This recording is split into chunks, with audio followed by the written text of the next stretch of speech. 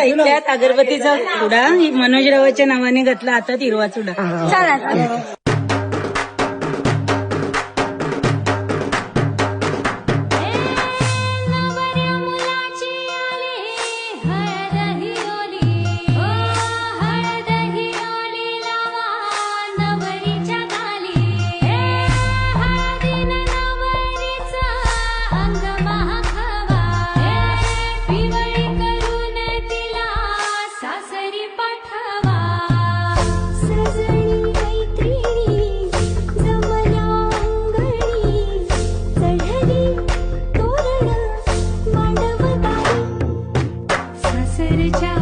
ओढीनेही हसते